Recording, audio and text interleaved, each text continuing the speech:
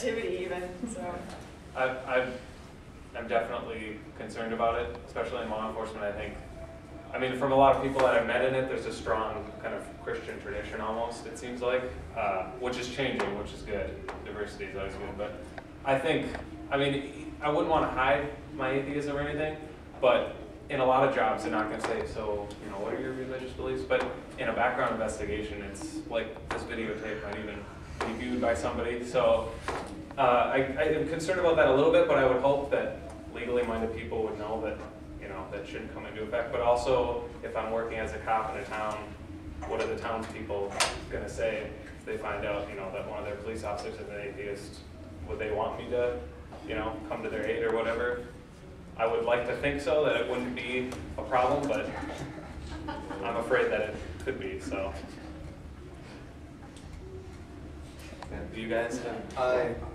Sorry, we're just imagining the idea of someone refusing your services. No, thank you, sir. But I could definitely foresee that happening, as a teacher, as a parent, saying, I don't want my child to be in his civics course because he's going to try and, turn my child atheist, or and that is a possibility. And the parents are the members of the school board that make a lot of decisions in many school districts. So, I think once people get to know me and see that I'm a pretty good guy, once they get past the thing that, the atheist Christianity thing, they'll realize I'm a pretty moral person and I'm a good guy. They probably don't want to see me leave, but is there going to be some prejudice? I guarantee it. I guarantee it. Was there a follow-up to that? Sorry. You have any more? The last one, Christ. I'll do that. Okay, sounds good. Do you believe in absolutes? As in murder is always wrong, rape is always wrong. Absolutes in the general philosophical. There's things that are absolute right or true. Is there absolutes in this world? Only a Sith.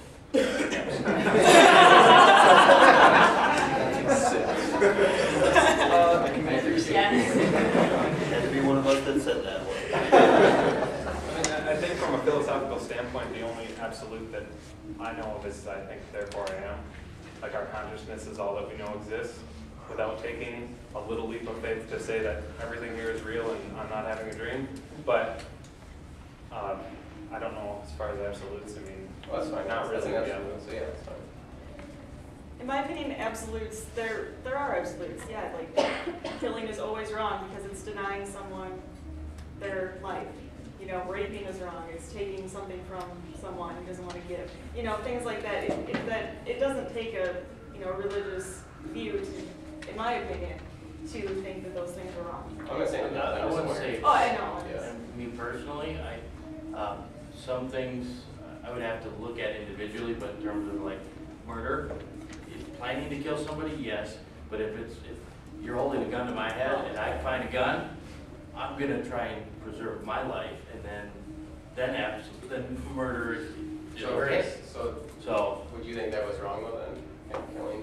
No, I guess I should have specified. I mean, it's If by like, murder you mean killing an unarmed person for that no kind of- reason or for financial gain, yeah, that's all. yeah. You could also, Self-defense is a Yeah. murder, and and Yeah, as far as self-defense and things like that, then Well, you do what you can to protect I think you yourself. can still say that killing is wrong, Yeah. but it can be justified. I mean, if I had to kill somebody, even in self-defense, I would feel terrible. I mean, why would you? I mean, I wouldn't get any joy out of it, and I would still think that it was wrong. I wish there was a better solution, but you kind of have to make a judgment call. I guess maybe by the most rigid definition of wrong, that you can't have something that's wrong and still. So most of you do believe in some absolutes to a degree. Okay, that's fine. I have a question. I was just curious what you guys think of that, like miracles that happen that science can explain. And I guess an example of this would be like in the medical setting, like the medical field, like if patients who are like dying from cancer or like there's just no hope of survival, but yet something happens, like they're somehow cured, they somehow progressively start getting better? Is that like magic, or how do you explain that? Because like by theory, like doctors are like, there's no hope for this person. There's no way that they're going to get better. How do they just? It's just using I don't know, like what science you guys. the best that we can. I mean, we haven't explored everything. We don't know everything yet. So it may be something happened that we can't explain yet. Some unknown function of the body does it. The kind of the rebuttal I think a lot of us are thinking to that is when God heals an amputee, you know, kind of get back to us, because no one's ever grown back a limb. So if some sort of deity is willing to cure cancer or whatever disease, why aren't they willing to cure horrible disfigurements or, you know, loss of limbs? And I mean, medical science isn't 100%. We don't know everything, so I think that's the ultimate. We just don't know how it happened, and we aren't going to just assume that it was some divine inspiration. To say that something is hopeless like that, doctors can be wrong. There are things that doctors don't know, you know. And to say that, you know, we don't know how this person got better, therefore God did it, it's saying, you know, we don't know how this happened, therefore we know, since it's God. And it's just, you know, there's nothing like, you know, healing amputees. There's nothing that's been documented that is just absolute, you know, there's no way this could have happened. You call it a miracle, we call it unexplained. And We still think it's great, but we don't know what it's unexplained still. otherwise, I would just pretty much echo what they both said about just because we don't know what it was doesn't mean it was a miracle. So. Yeah, I guess I was just like saying how like, you know, scientists are studying this and then it happens and, you know, they're set on this theory like this cannot happen or it just unexpectedly happens. Like how does that? And I guess another thing too is what you guys think of like prayer with like in Christianity, like the power of that. Like I don't know what your views are on prayer or if there's anything out of that for you or if it's just To me, prayer doesn't do anything except maybe for the person who's praying. It's kind of maybe a self-therapy, but there's been quite a few studies done on it. Either they're inconclusive or they show that prayer doesn't do anything. 50% of the time it does.